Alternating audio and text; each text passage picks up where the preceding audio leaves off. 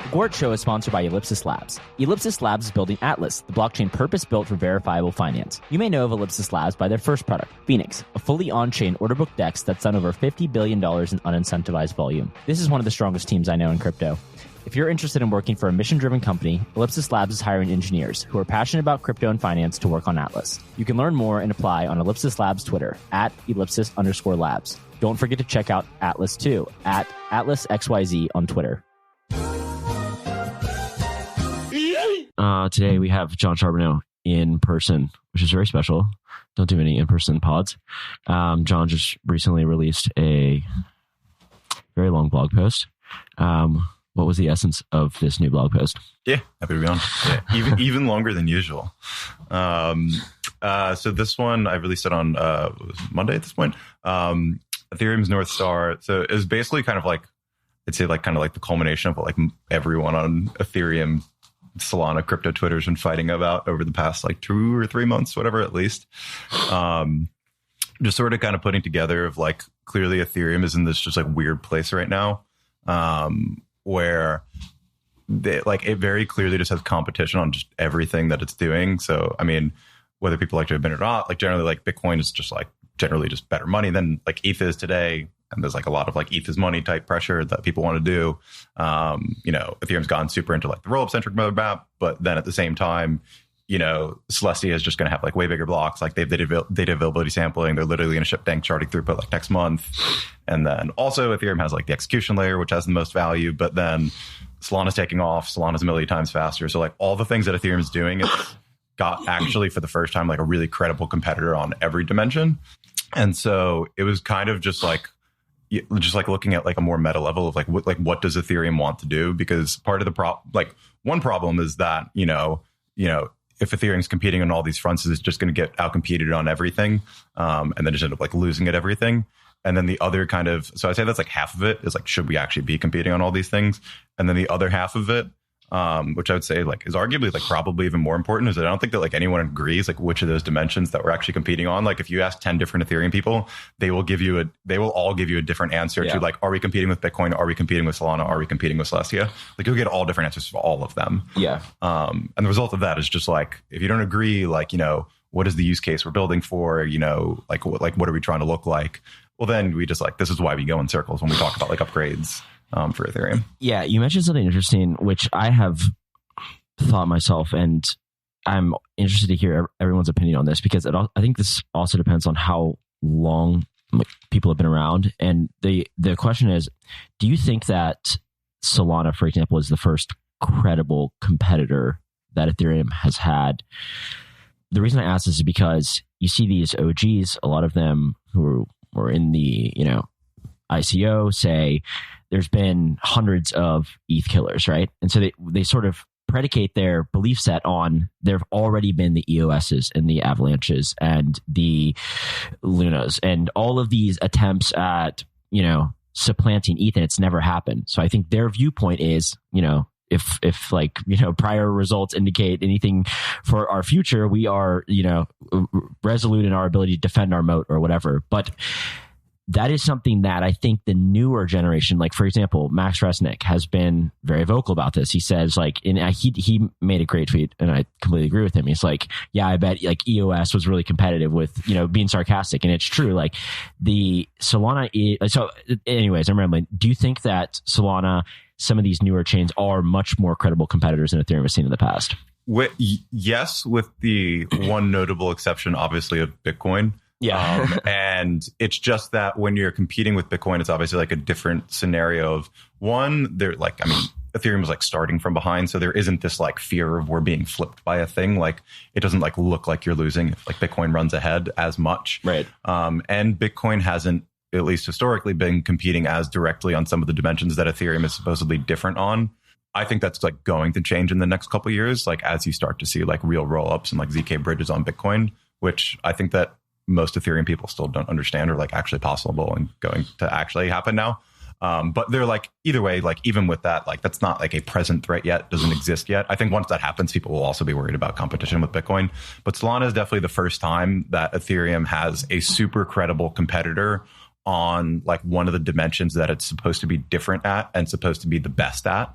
and that realistically the market cap is also the thing that like gives you anxiety. Like you can you can be totally fine that like Celestia, you know, has way bigger blocks and whatever, as long as they're still at like a $9 billion market cap, that's fine. If Celestia all of a sudden went to a $2 billion market cap, honestly, Ethereum people, then I think would be worried of competition there. The practical reality is like Solana is the first one that's like very credibly competing on a thing that like Ethereum was different at and supposed to be better at. And as a result, like the price gap is falling by the most that it ever has. Yeah. And that like rightfully gives people a lot of anxiety. And it's like a good wake up call of like, oh yeah, like are we ignoring a lot of priorities that we like just should have been doing before? This is like a real, you know, credible threat that like the market obviously puts a lot of value in whatever they are providing. So should we look at that more? Yeah, I think also, okay, so like maybe zooming in a bit on the like one facet here is this idea of the settlement layer. And it's funny. So I saw this interaction you had where you asked on Twitter, like, what do you think settlement layer means? And I forget who it was. I think it was, Domothy. He was like, you know, you wrote this blog post a while back about settlement layer and you used the word settlement layer like 100 times. Like, surely you should know what it means. But I'm going to defend you for a second and say that I also have never been very confident. Like, I couldn't define that in very specific terms. And I think it's been something that Ethereum has rested on its laurels on the notion of, oh, well, we're the, you know, the global settlement layers. Okay, like, first of all, what does that mean? And second of all, how do the economics work there? Like you could in theory be the global settlement layer and that have virtually nothing to do with value accretion to your token. So like, let's hear your, what are your most recent thoughts maybe then on the notion of a settlement layer? I also, one other thing I'd add, I respected you for saying, you know what, like I had just gotten into crypto at the time and I was kind of saying, you know, settlement layer in the same vein that Vitalik and Dankrad and Justin Drake were all saying settlement layer. We all kind of just agreed on this notion of settlement layer.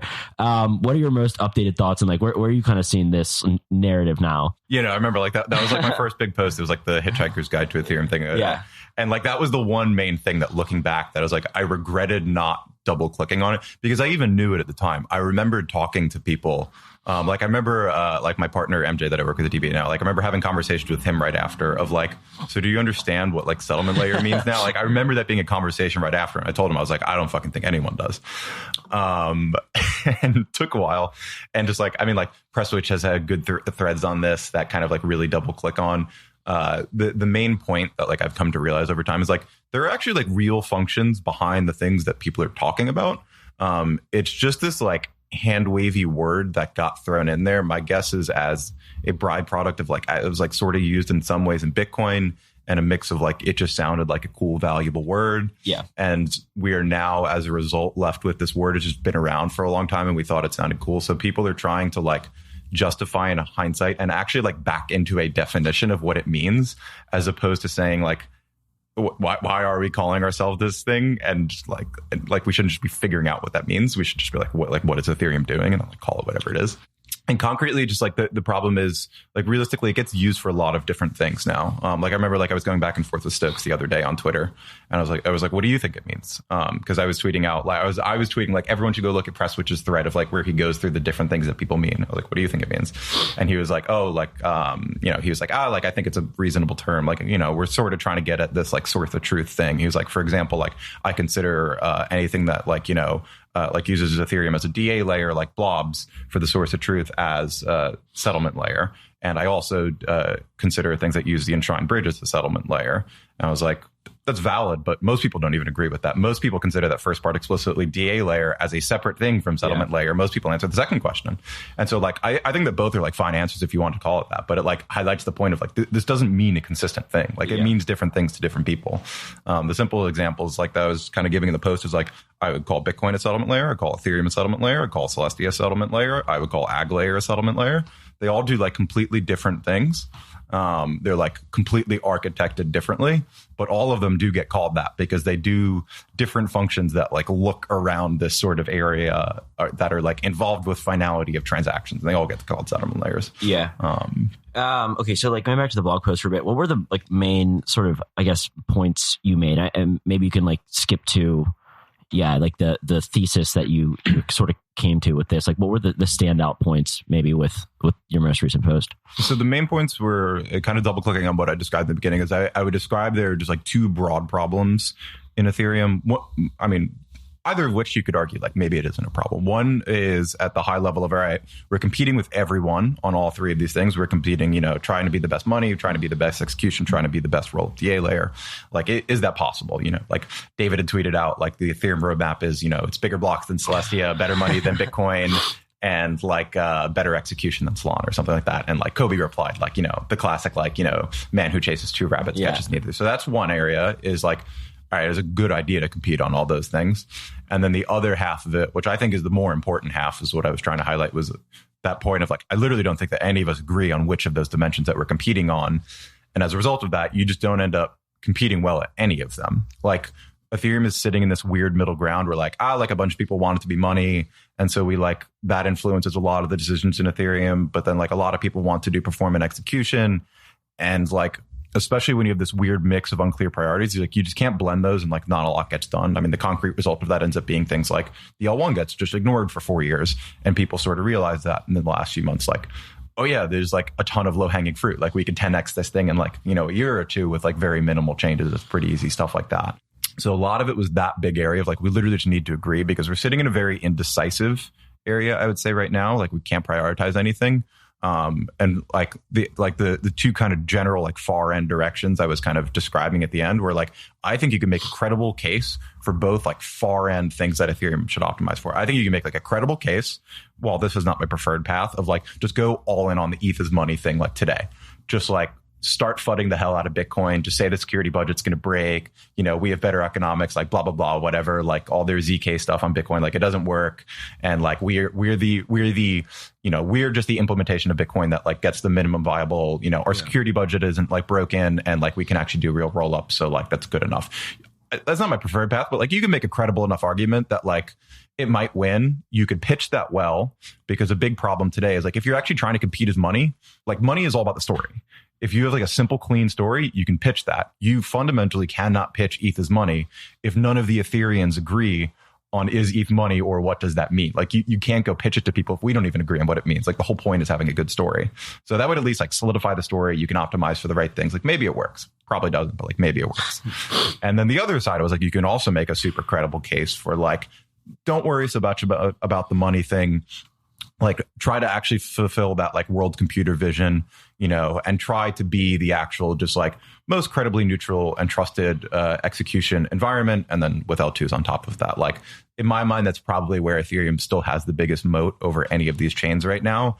Is everyone does still trust Ethereum more than Solana for L1 execution. Like I trust putting sizable money on Ethereum, and institutions generally trust it more doing that, which is why the TVL gap is still huge between. It's not a perfect metric, but like it's very clear of like people do trust the chain more. It has better liveness properties. It has better consensus for that. The chain hasn't gone down, like multi-client architecture, all these things that like actually give you like a real moat on the L1 execution that Solana doesn't have. And so, you don't need to actually match the performance of Solana. You just need to like stop making the L1 a potato and just make it like sort of usable.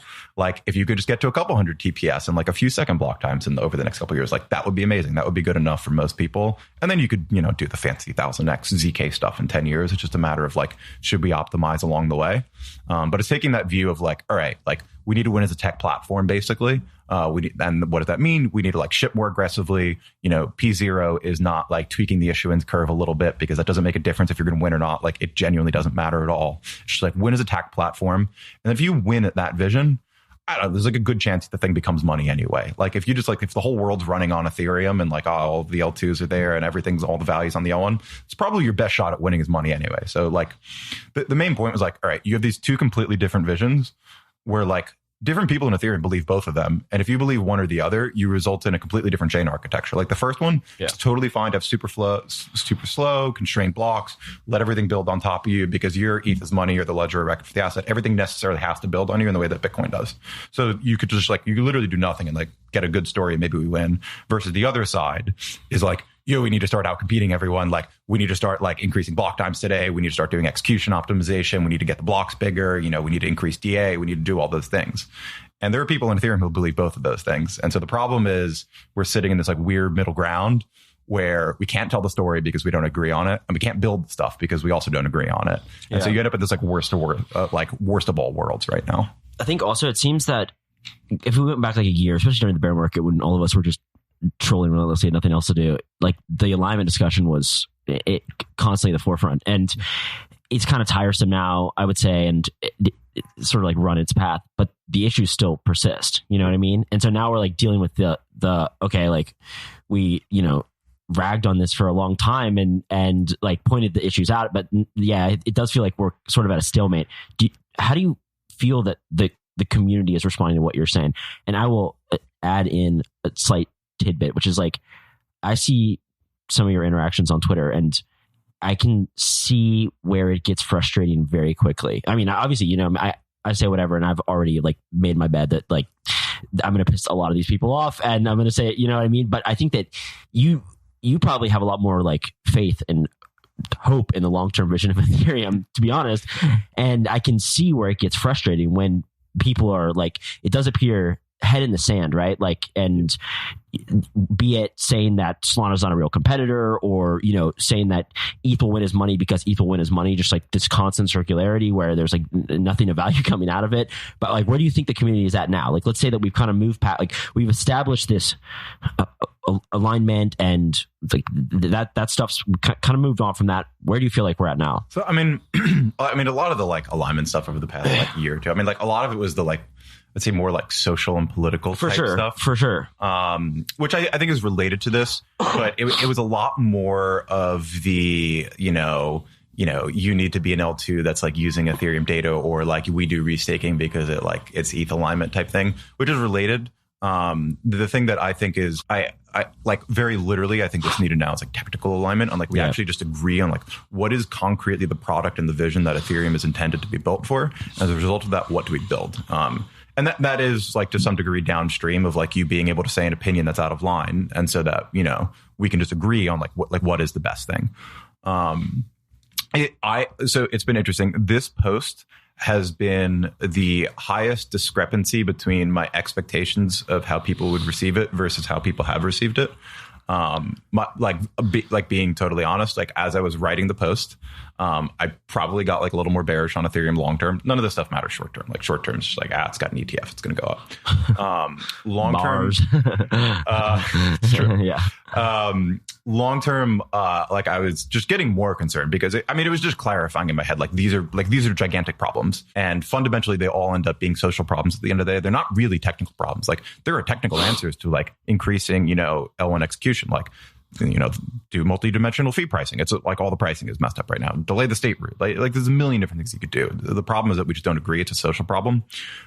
And so I probably got like more pessimistic as I was writing it, because as I was writing it, as I usually do, I'm just like tweeting out my thoughts, like I'm just like live streaming them over the month or two. And I mean, necessarily crypto Twitter is just like generally the worst implementation of like, this is where all the like annoying kind of maxis are, versus after the post, like the vast majority of the reception that I all got, and from like real people, was just like, these are valid criticisms. Like this is well articulated as like, here's a clear things that we can improve on.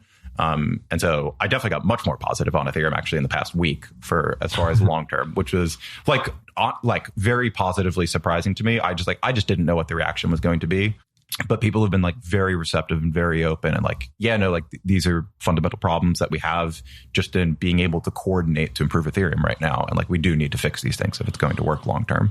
And it was great timing too, because I mean, like we were talking about before, like the Columbia conference was this week. Mm-hmm. And so like everyone from the EF was there, like a ton of core like Ethereum builders were there. So like getting to see everyone in person also this week and just like really hash it out, was like super, super productive. But I definitely went through like a little bit of a like, man, like these really are problems. And like, it didn't seem like people really wanted to address them.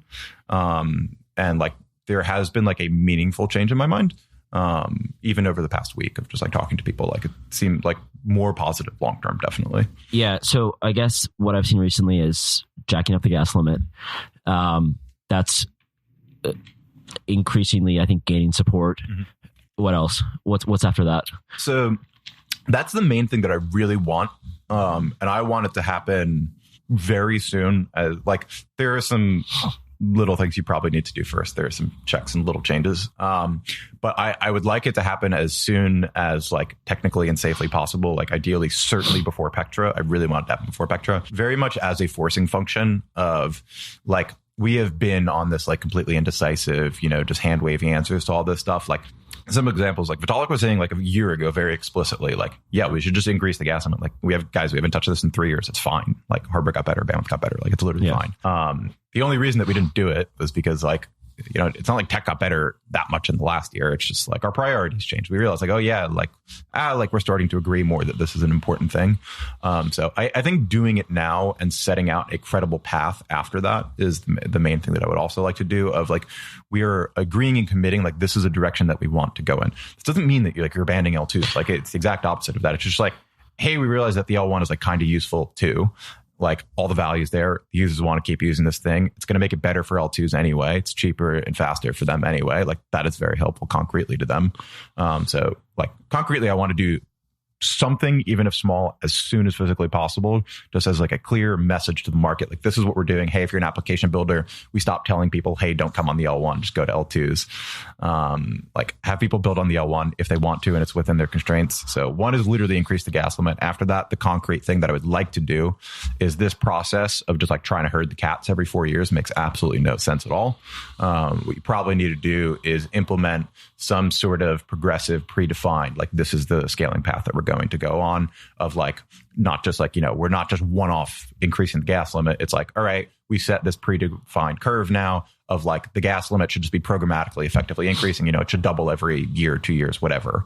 That like satisfies, what are our current, what do we think of, what does state growth look like? What versus, what are increases in hardware and like getting cheaper going to look like over these next couple of years, so that you're giving the market like a clear signal, like this is what we're going to do. And like I was tweeting that, like Jesse from Base, he had replied like, yeah, we started doing this for Base like a couple months ago. He's like, it's great. Like the L1 should do the same thing. It's like, it gives people a real plan that like we are doing this, and I can plan around that. And then you do all the EIPs on the side that are obviously going to be chunky and take time. Do we delay the state route or not? We need to change fee pricing. There's a million things like that that are going to be like in real upgrades. But this stuff you don't even need. You don't even need to wait for. Yeah. It seems like there's like some decently broad consensus on increasing the gas limit, but beyond that, it becomes like extremely murky. I would say, at least for in terms of big like monumental shifts, like decreasing the block times like that. So go ahead. So we did at the like smaller event around Columbia yesterday, we did Ansgar and Donkrad led a session on like increasing the L1 performance, and they went through the different areas. And I mean, it was a pretty clear, like you can easily get an order of magnitude improvement out of this stuff in like, a couple of years. Just like change the fee pricing. Like all the fee pricing is messed up. Of a lot of stuff is just like you have to meter for the worst case, but a lot of like the average case fee pricing doesn't make sense. So a lot of it is literally just like stuff like that. There's a lot of improvements that you can make on the networking layer where like we're wasting a ton of time right now.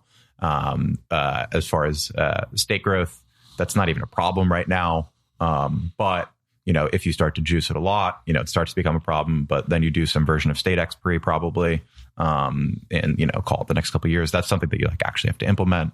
Delay the state route was another one that gives you a lot more time for execution budget. Even the way that the slots are organized right now, they're currently 4-4-4. 3, like the 12-second slots split up into 3-4 sections. That probably is actually not correct. You could probably actually shorten the other two. There's a good argument that you can already just go to 8 seconds, like pretty much today, and it'd be fine. Yeah. So like all of those things, when you start adding those up, like one after the other, it's like, all right, we could probably go to like 8-second slots and like double the gas per second just today. That's like probably fine. We could pretty much just do that. And then you start adding these other things on top that are like, here's another 50% increase. Here's another 2x, here's another 30% increase. Like all of those things, like those start adding up and you get like a 10x plus improvement. Such like, all right, if we fast forward in a few years from now, like we're doing like a few hundred TPS and a few second block, like slot times, and then we get single slot finality in a few years. Like that's pretty damn good. Like that's a big improvement. It'll take the, all the fancy ZK stuff in a few, which also may not even be that far away, like another few years before you can really just like start to pull off the caps. Maybe that's 5 years away, whatever it is. So all of these things really start to add up, and people are starting to realize that our general approach for the last like 4 years was like, this isn't a priority. Once we get all the fancy ZK stuff and DAS and all the scaling is solved, we'll just like pull all the caps off and like 1000x everything in like 10 years. And people are starting to realize particularly because we have competition now, you probably can't just like wait until we have like all the magic cryptography all figured out in 5 or 10 years from now. It's like, hey, we should probably just be improving this thing like very steadily along the way. And so there's a much more realization and urgency around that. And the good thing is, especially because Ethereum has ignored this the last 4 years, the whole point of the presentation yesterday was like, there's just so much low hanging fruit. There's so much stuff that you can do in Ethereum right now that makes it like super easy to increase these, like all of these kind of limits without, crushing the nodes, increasing the requirements that much. Thanks for listening to The Gwart Show on the Blockspace Podcast Network. Subscribe to our newsletter at blockspace.media to get the show directly to your inbox. Show links, transcripts, and Bitcoin articles twice per week. Stay ahead of the conversation by visiting blockspace.media. Do you think that the value is in execution? I don't know where it is, and I don't think it matters. Actually. Okay, go ahead. So I think that the value for Ethereum, I think that generally, I think you've kind of said this too. I generally think that like the moneyness thing is correct. And I think that the fundamental difference between a lot of people within Ethereum and other communities is Bitcoin was right and able because it was first to just start with the best money and let everyone else figure everything out, build around it. Ethereum like necessarily cannot do that in my mind. Which is why I think it will lose if it goes down that first path that I described of like trying to just say we are better money than Bitcoin, so everyone can build on us. I think that will lose. You're not going to get Larry Fink on CNBC like in the next couple of years, like flooding the Bitcoin security budget and be like, oh, we got to buy ETH instead. Like, sorry, guys, that's just not going to happen. If that ever happens, it's going to happen in like 10, 20 years, and just like it's too late. You're like you either won or lost by then. Necessarily the only way that Ethereum is going to like win in this kind of moneyness thing in my mind is that like you just need to win as the best tech platform and then like hope that like that is the winning thing. Like if Ethereum just actually wins, quote unquote, at the world computer thing, like Ethereum L1 is the most valuable state in the world. All the L2s like for the most part end up rooted on there. And then you just like fast forward that 10, 20 years and like that's still kind of the case. And then like maybe Bitcoin does also have, actually a security budget issue at that point or whatever. Like then you do actually have like that is in my mind the best credible path for Ethereum to like actually win at that thing. And so it really is just to like win at the tech, get everyone built on you. Like honestly, like mostly that. In practice in the short term and like medium term, I don't think it's execution fees or DA fees or anything. I think it's again a little bit of like a hand wavy notion of like moneyness. And I think the like best TLDR of that is probably like how much cool shit are people doing on top of you and like how in your face is ETH in that. I think that like concretely, I think that the price of ETH would probably go up if you just like increase the gas limit a bunch and, like with decentralization, maintain that over the next few years, kept all the valuable stuff there. And like all the super valuable stuff is happening on Ethereum now again. ETH probably goes up in that world. I don't think it goes up because the MEV revenue went up. Like people aren't DCFing this thing. Well, like you literally cannot. I mean, it's trading at 400x earnings. Exactly. But also I don't know that winning as the tech, like, okay, so this is now I'm giving my perspective. I'm not sure that winning as a tech platform like necessarily is transitive to ETH having value. Like I don't know that. Not definite. Yeah. I think it's the best shot. But the reason I also say this is because I think there's a lot of just this kind of goes to the settlement layer, like nebulous, esoteric idea of settlement layer. There's a lot of things that I think people say, and when I actually like think about it for more than 5 minutes, I'm like, I don't think this makes intuitive sense. Like a good example is the largest institutions in the world are all building on Ethereum because they trust the credible neutrality and decentralization the most. They point to BlackRock, but the Biddle project they're building. Okay, Biddle just came out a couple weeks ago and said that they're going to 10 new chains. Yeah. This notion that institutions and the world's largest financial actors will only go on Ethereum because of its, maximally decentralized, layer is, I really think that's not rooted in anything. Like that's not rooted in reality. And not only that, but there's like, this is why, and you can see how Tolly trolls. He's is extremely poignant in the things he says, and he hammers the same points over and over and over. And his point about Circle enforcing the validity of their own nodes conditions is 100% accurate. And so this is when I have a lot of problems with the notion that, okay, like stable coins are huge on Ethereum, and they're like very obviously, one of the product market fits. Circle can scratch your name out of their database. They enforce the rules there. So like in this whole notion of like this maximally decentralized layer, like at the end of the day, if a lot of the activity is in stablecoins, like it does not matter. I hammer this point all the time, but so then I don't know that like ETH being exceptionally valuable as a result of its decentralization, like it's not just definitely true. You know what I mean? It's maybe, but not definitely. I don't know if you have thoughts on that. So one thing I would say is I still think that there is a level of value in the decentralization, even if you have a centralized product, up to some certain point. Like at minimum, you want the things like you do want decentralization, if nothing else, for just the simple technical properties of you want the chain to keep running. Like you don't want the chain to go down. Like that actually matters. Yeah. Like you want a chain that like has good liveness. You know is always going to be up. You're outsourcing your operations. You potentially also want regulatory arbitrage, honestly, which may be a problem. Plausible deniability. Yes. It's like genuinely a reason to like deploy on a chain like that as opposed to having your own chain in certain cases. So I think some of that does matter to like a reasonable extent. But yeah, at the end of the day, I mean, like I as a user feel just as safe holding USDC natively on Base or Ethereum because like chain blows up, like Circle's giving me my money back. It's fine. So I agree on that. So I think that there's like some meaningful level of the decentralization, credible neutrality type stuff. I think there's like some level of value in that, certainly for getting those use cases. But I think like more of it, just like a lot of it ties into it just is this sort of like, it is this just like, it's not like Bitcoin, but just like it has this just like different reputation that is just like, this is just like the de facto world computer type place that like, this is where we go first. And importantly, it just has all the money right now, which is also why I think if Ethereum gets flipped in like TVL, network effects, stuff like that by Solana, I think it's game over. Which is something that I've tried to express to people when I'm like, I think that you should scale this thing in the next few years, is because very concretely, if you see like Solana is now flipping Ethereum on like most like user facing type metrics, whether it's like just mind share and number of users using the chain, like, you know, REV, the fees and MEV that people are paying. Yeah, I know like a lot of it's unsustainable, blah, blah, blah, sandwich fees. People are paying it. It doesn't matter if it's sustainable or not. It's a sign that people are using the chain. That's demand to use it, slipping it on volume. Like all of the new apps are going there, and by and large, the big thing that Ethereum still has is people do still trust it with high size, and it has a lot more money.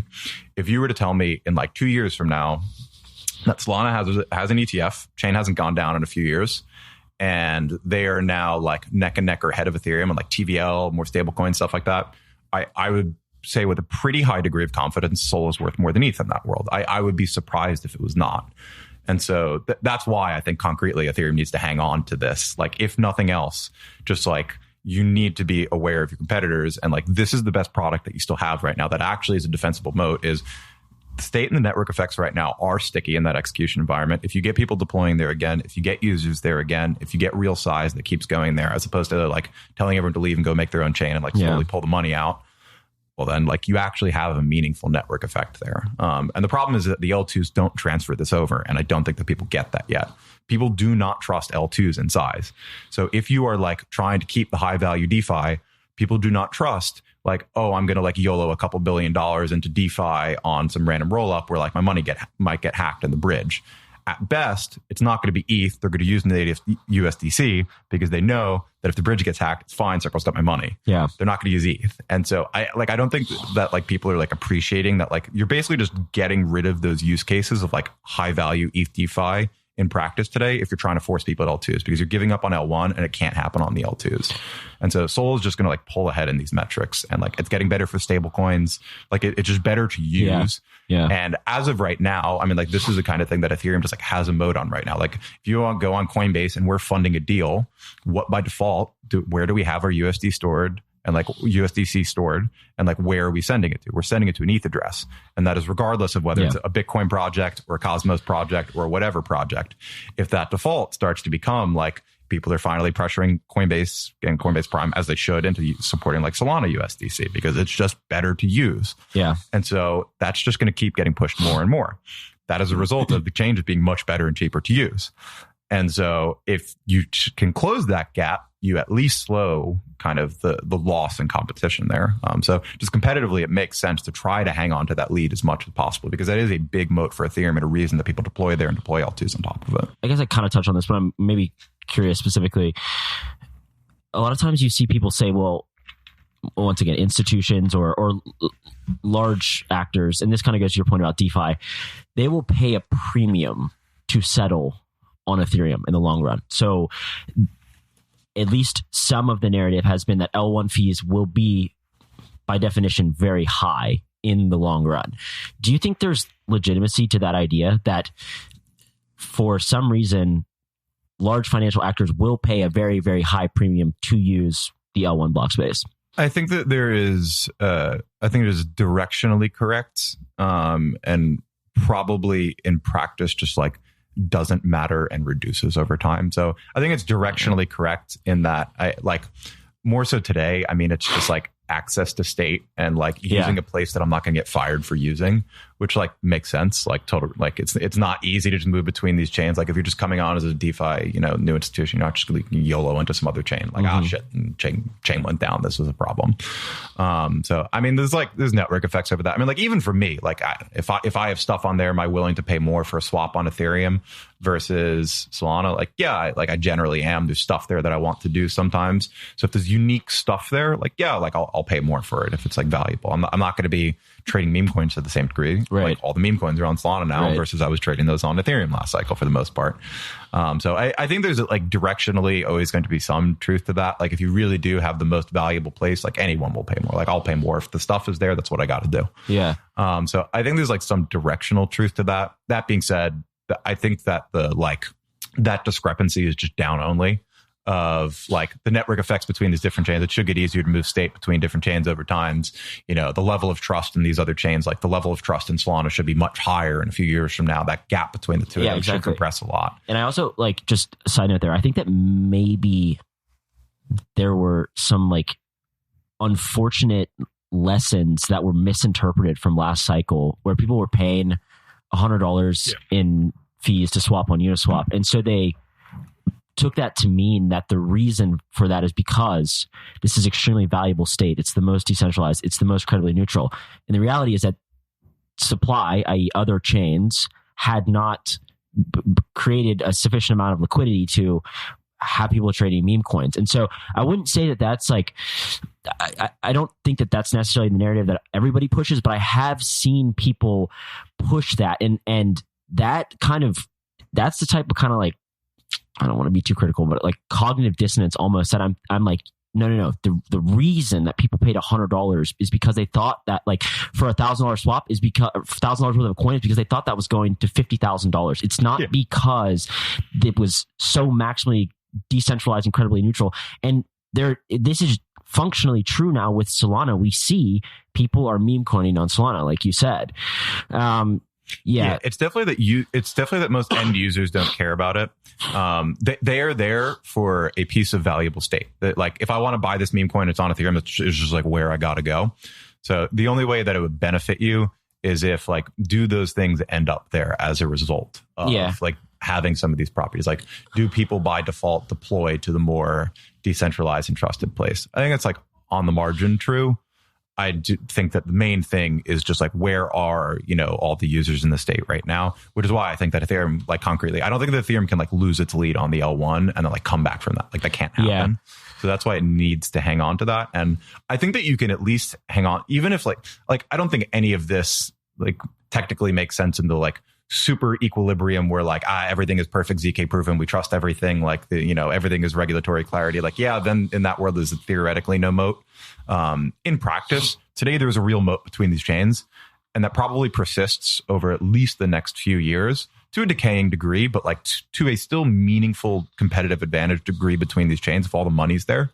And so what you really need is this understanding of like, okay, theoretically, when we get to this end game of like, everything's trustless and whatever, like it's all ZK perfect, blah, blah, blah. Like, all right, like Ethereum will probably build that thing too. But like, you need to make sure that you win like along the way there. And in practice today, there are still moats between these chains. And so you need to like hang on to that competitive advantage in the meantime and not just say like, none of this matters in 10 years from now anyway, because like all the state's transferable. So the L1 versus the L2 doesn't matter. Like we just build the end game. Like you need to pay attention to the short game, because the short to medium term game is the network effects between these chains do still matter in practice. And that's going to persist over the next few years. I take what I was saying before, maybe even one step further sometimes, and think that a lot of the notion of ETH being money was a result of DeFi summer and the frictions that were created where you sort of were required to hold ETH. And so this is another one of these sort of, I don't know, I mean, I guess to be determined, but maybe like misinterpreted lessons where it's like, oh, look, the DeFi economy functionally is running on ETH. That is because it's the only place the DeFi economy is running. And so I do wonder if extrapolating this after, and especially kind of like converging this with proof of stake and the merge and like how it was designed very much to sort of reduce velocity of ETH for stakers and then, have this notion of money. I do wonder if there was like a misinterpretation there. And I don't know, we can kind of move a little bit into the ETH is money thesis. I guess you say that if it wins as the world computer, it will likely be money. Here's my pushback, okay? My pushback is that Ethereum has always been more programmable. You can do way more things with it than Bitcoin since inception, and it has been down only versus Bitcoin. So there's some you can say that having maximizing for utility is the winning proposition for money, but the market has not said that thus far. And I mean, you can just look. It's not like, so I'm always fascinated when people push this, and I'm like, I mean, you can say that, but it's just not. I mean, at least it's not true in practice thus far, and it's diminished, in fact. So I don't know. Like, what do you kind of say to that? There's two parts to it. One is like I would agree with it in a meaningful part, which is why I think that Bitcoin should be worth more than Ethereum today, and like Ethereum should stop competing on that dimension. I think you just can't win on that dimension right now. And so Ethereum, I think Ethereum is if nothing else, it's just kind of forced to go this route. To be honest. Definitely. Yeah. And I even defended I defend the ultrasound money notion. I just don't think it works. So I think ETH as, I think what ends up being my framing is I think ETH as money is a good thing as a byproduct. That I think that is the general framing that I liked of just build the best shit. And then hopefully it becomes money as a result of that. What I actively dislike is the ETH is ultrasound money, and that is the product. Yeah, it's the opposite reverse framing of I do not think the ultrasound thing matters. You cannot beat Bitcoin on saying we're deflationary versus they're just plain sound money. They have a fixed cap. No one cares. It just doesn't do anything, and you can't sell that as the main product because of that. So this thing necessarily has to be a byproduct if you just winning at something else in some meaningfully differentiated way. And I think that just has to be building the best tech platform. And so I think there's two possible scenarios in that.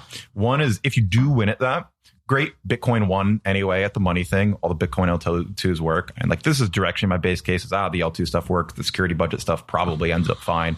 Whether that's because fees end up stable enough or governments just they buy the strategic reserve and they realize we do have to mine this thing, I guess, so we don't send these to zero. Whatever the end of my base case is that probably gets figured out. And so all right, Bitcoin sticks around as money. Well then, all right, you're number two.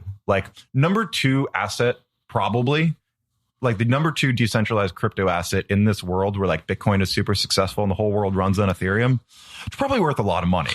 It's not worth as much as Bitcoin, but it's probably worth a lot. And then the other scenario in that world is all those problems that I mentioned with Bitcoin, actually are fundamental. We were wrong about all the BitVM2 stuff and OpCat never happened, blah, blah, blah. So none of that ever works. We never scale it. Security budget is a problem and it blows up. And now we're in this world where, okay, Bitcoin just killed itself. It's just lost by just its own kind of inability to meet what it needed to be. And so we're in this world where Ethereum is just the best available option of there is a high just inherent demand in the world for what Bitcoin is providing.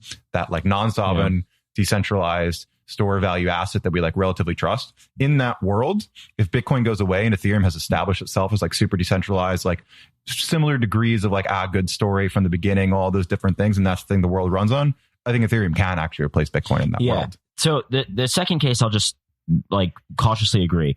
The first case, though, it seems intuitively correct that the second, the number two should win, but when I actually think about this, is another one of these things. When I actually think about it, well, it should just be valuable, the way you say it, should be valuable. My initial thought is yes, but when I think about this longer, I can't give a reason as to why that would necessarily be the case, and because my rationale is okay, you have essentially two types of assets. You have a meme coin store of value, and then you have a utility asset. Okay, the problem with the utility asset, it is already valued many orders of magnitude higher off earnings than anything in the S&P 500, which has real revenue and defensible moats.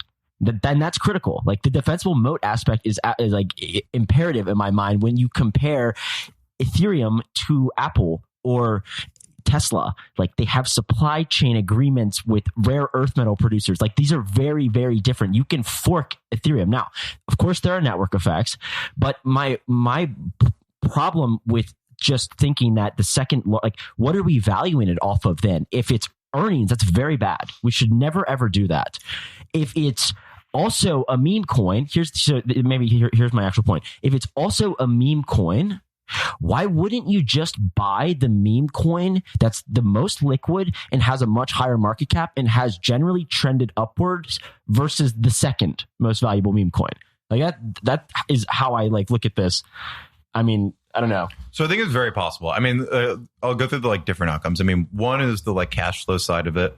I think that you actually set a floor of the winning thing is going to have cash flows that actually justify I don't know if it's $100 billion or a couple $100 billion valuation. That's like actually not reasonable. Not unreasonable. Yeah. I mean, you take what, like $5-10 billion a year of like, if that's what it's running at annualized, put like a 20x multiple on whatever. Yeah. Like you actually get a several $100 billion at least. So we stop here with the market cap. So that's the problem is like, yeah, if it ends up around there, I mean, I think you can make an argument that it does go much higher. Like if you have this like, if there's one like super scale DA layer that's just doing like, 20 million TPS or whatever, even if you're charging a fraction of a penny, you can easily get well into the billions of like actual annualized, even at a low marginal cost of like bandwidth.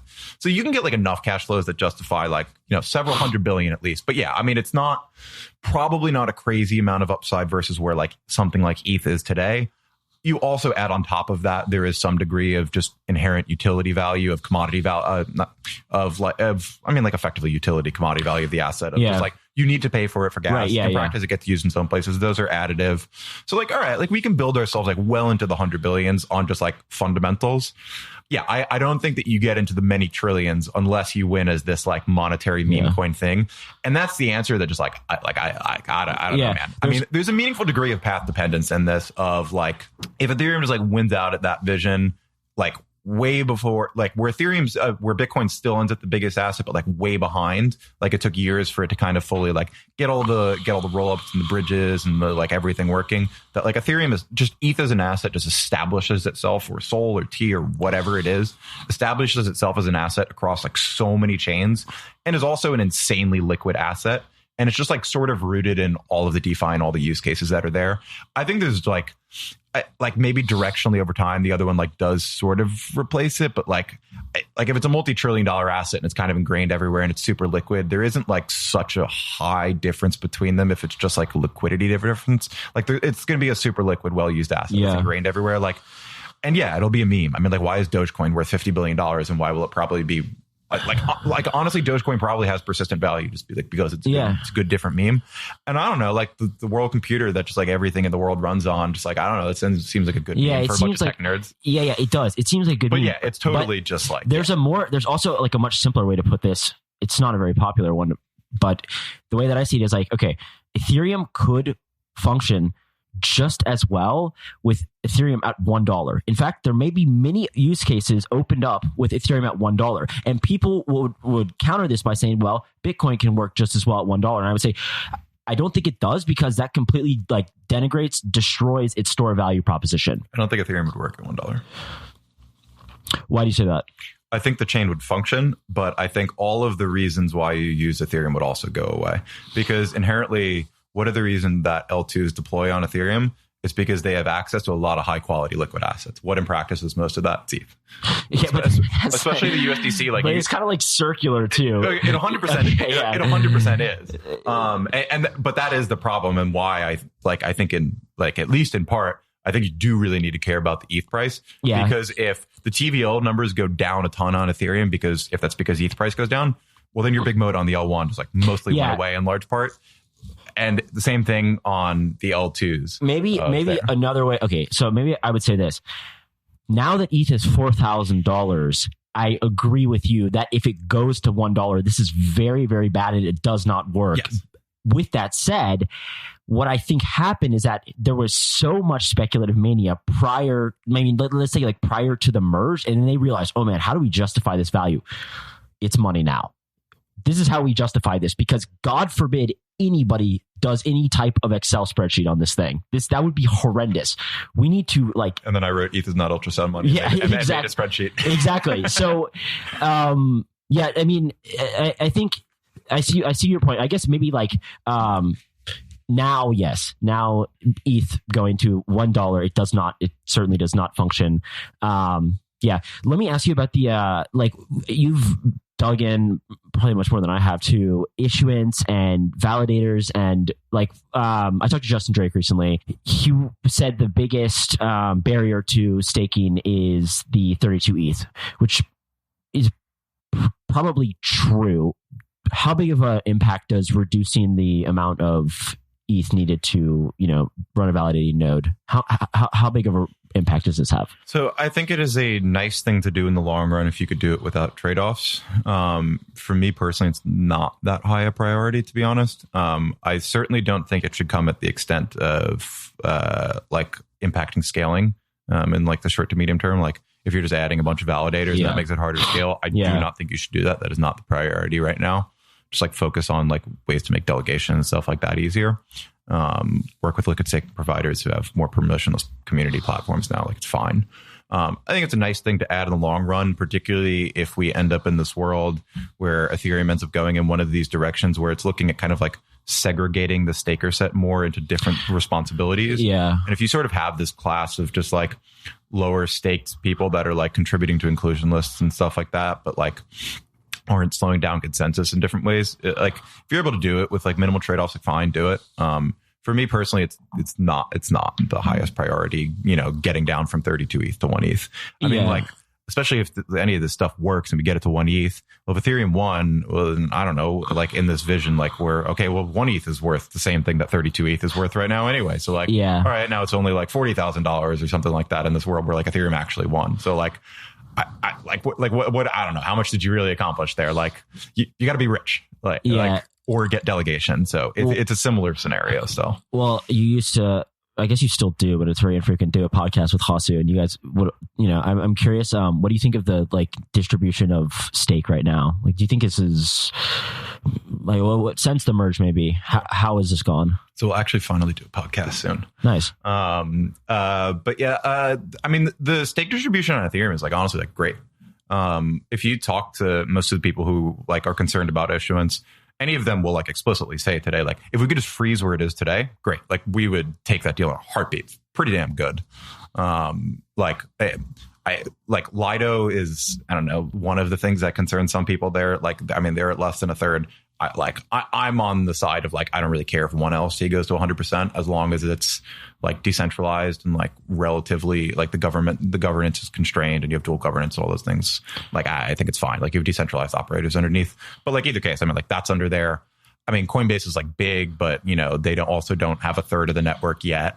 And then the long tail's like, it's pretty good. You have, I don't know, 5-6% of solar stakers. It's something in that ballpark. I like the thing is, I think the tendency on most of those is to trend worse over time. Like Coinbase is probably going to get more stakes. Solar stakers are going to go down. So I don't think the problem is today. The people who are concerned about like changing the issuance are primarily thinking about like the kind of long-term end state and where we think this goes. Like, once BlackRock gets the staking ETF, what does that start to look like? Where do those, they're going to give it to Coinbase, like all of this starts to pile up. If the direction is definitely not great. My problem with all of the issuance conversations is that so the talks of changing the issuance on Ethereum have a few different goals. One of them is to curtail LSTs as kind of like the de facto use of ETH. I'm skeptical of that as an end goal for a number of reasons. Part of it is for like we're overpaying on issuance. I think that I've written about like profitability notions of issuance. Like most people are, I mean, like the EF guys, I understand what I'm talking about, but like most people think that issuance is much worse than it is. It's not as bad as people think. And honestly, Ethereum's long-term issuance, it's so low anyway, even in the worst case where you have 100% of stake. And then the last thing is the stake distribution is like people make arguments on both sides that reducing the issuance will increase, will improve the stake distribution. And then people on the other side are like, oh, no, like making it down will make the stake distribution worse. Like we should have more rewards.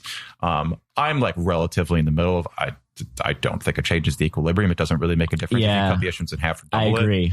It's like, it really doesn't make that much of a difference. But the more, the thing is like the poignant reason for this is that I think that over the long term, it just always trends toward whoever has lowest cost of capital, like, which unfortunately may look like Coinbase and BlackRock staked ETF, like just large aggregate pools of capital. But yeah, I think it is interesting that I've listened to both sides of that, and I'm like, I don't know that it matters really. And Justin Drake's, I think that both sides have other incentives for sure to see the issuance change in their direction. Like I think a lot of the EF guys are very incentivized by the big concerns about LSTs flipping it and like we're overpaying on issuance. And I think that like the Lido type side and validators are like, please don't take away our money and destroy our business that we built on this thing.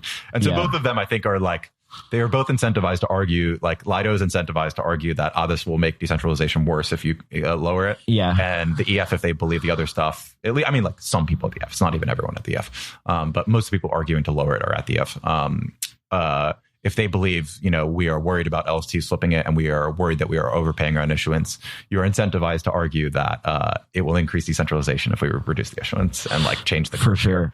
So I'm pretty firmly in the middle of like, I would like to see both succeed. And so I don't know, maybe I don't have an incentive on either side, but like, I just like, I don't think it makes much of a difference. I talked to Justin about this and he wanted to make it, so I guess he wants to put like a cap, which isn't exactly a cap. It's just that the rewards at some percentage stake is effectively zero. Yeah, it goes negative.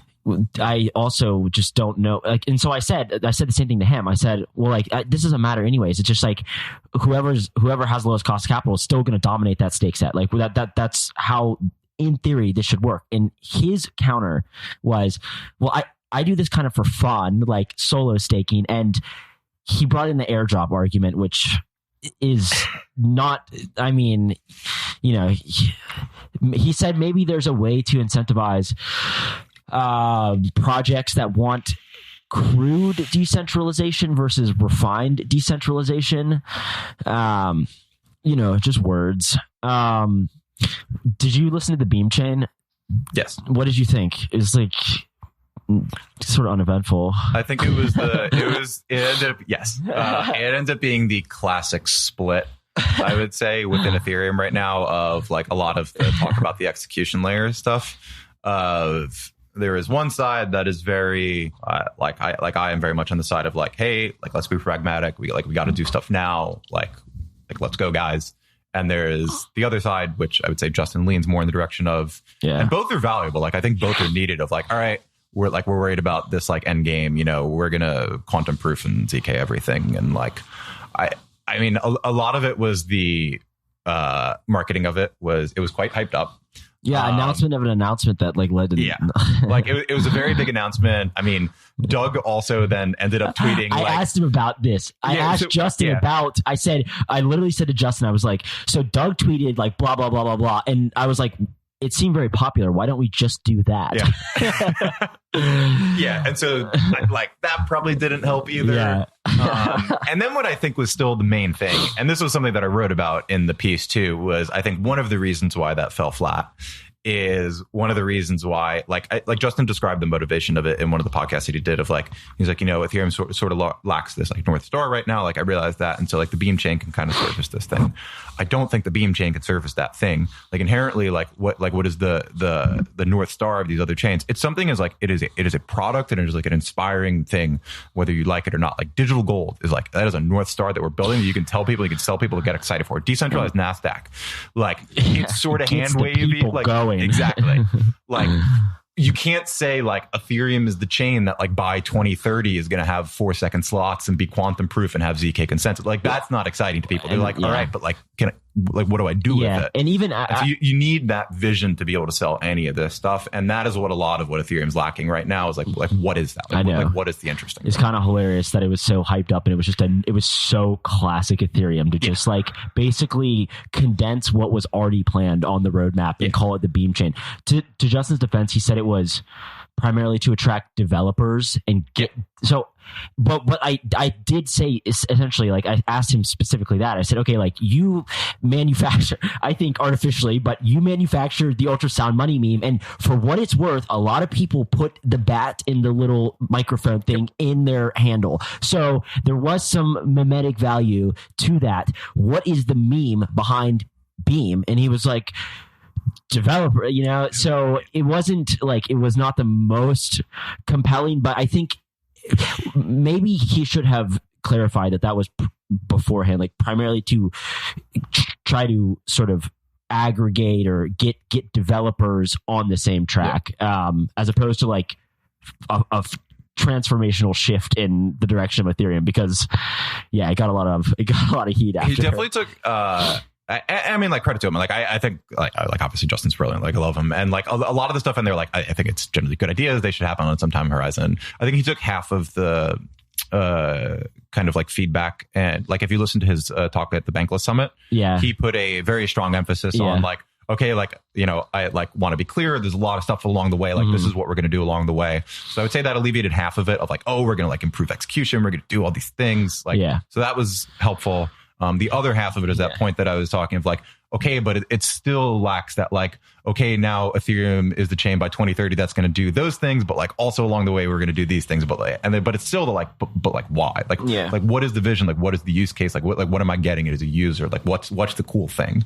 And that's what you need to like get people excited, to also attract developers, to attract users, to attract investors. Like everyone is like, what is that vision? Like what are we building for? And to give people to build the thing correctly, because that's going to otherwise fundamentally be a problem with even deciding what goes in the Beam chain. Is like, if we don't agree on what is the purpose of this? Like what are we solving for as a problem? Well, then no one's going to agree on like, what is the thing that we put in there? Same thing with like Pectra, like Pectra A and B. And like people are going back and forth, like, what is the thing that we should add in there? The result of that is like, people don't agree on what the priorities are. Like we need to have that like first vision, and then you can figure out like, what are the right things that achieve that? I think that was also pretty consistent with the feedback. So, okay, I want to ask you one last thing. I know you're an investor in Alpin, and you have been seemingly increasingly interested in Bitcoin as of late. Maybe what I want to ask is, we've seen the Ethereum rollup centric roadmap. We've seen maybe some of the good and some of the bad. I think people still have a lot of reservations about the Ethereum centric rollup centric roadmap.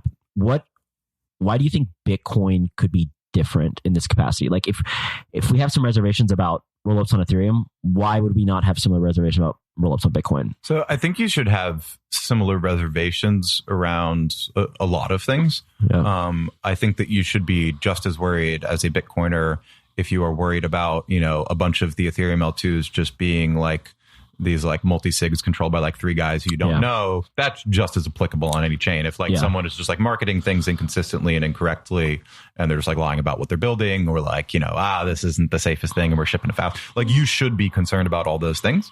Those are all valid concerns that will take a lot of time. And like that's just what it is. A lot of more than you want. A lot of projects, will take a lot of trade-offs that you don't like. And like a lot of that will take time. So like, I would like, people should pay attention to all those things. I don't think any of that is unapplicable. The reason why I would be positive on it working is that kind of thing that we were talking about before of like fundamental. It's, it is that like first vision that I painted for Ethereum, except Bitcoin like makes the most sense of like, Bitcoin started with, we are the best asset. Necessarily everything must be built on top of us. Like very concretely, if Bitcoin from the start had like just enough functionality to like, if it had like a ZK verify ability, from the beginning, I do not think that most of these L2s would have built on Ethereum. I think that they would have just built on Bitcoin from the start, because like, why wouldn't you have? It's just a much bigger asset, and you had the minimum functionality to do that. And so I think once Bitcoin does get that functionality and people realize that as like, oh, these actually work. These are not the L2s that we were talking about in Bitcoin a year or two ago, where like, this is just a side chain. This is like, no, you can currently build like 95% of an Ethereum verification right now, where like it is a slightly different, but like it is a one of n trust assumption, and like it is optimistic ZK verification. Like this is a real thing, and I do think you will get a soft fork where it gets even better and it gets on par with Ethereum. I do think that will happen. And so once you have that, then there's like this real, okay, this thing does actually work. And then we're back in that scenario of, okay, this does work. This is the same as building it on Ethereum. Yeah. But the asset's a lot bigger and people want it more from first principles versus today. It's like, we got to build an L2. What's the biggest thing we can latch on to in like a, provable way? It's Ethereum. Once Bitcoin becomes that bigger asset, I mean, this is the reason why was Starknet also saying like, why won't we just like also, we'll just move over there. We'll just add a bridge there too. Like, why not? Because you should. Like, it's a gigantic asset that users want to use from first principles and are just like, please let me use this asset, as opposed to like, we built an L2, ETH is what you must use. And so it's like really starting with the money in that way that like fundamentally makes sense, that like everything must necessarily build out of it. So it is starting at a very advantageous position. It just needs to like get over that hurdle of technical. All right, John, I think we hit a lot of good points. So thanks so much for coming. Really enjoyed it. We will, I think the people will love this. Yeah, a ton of fun. Thanks.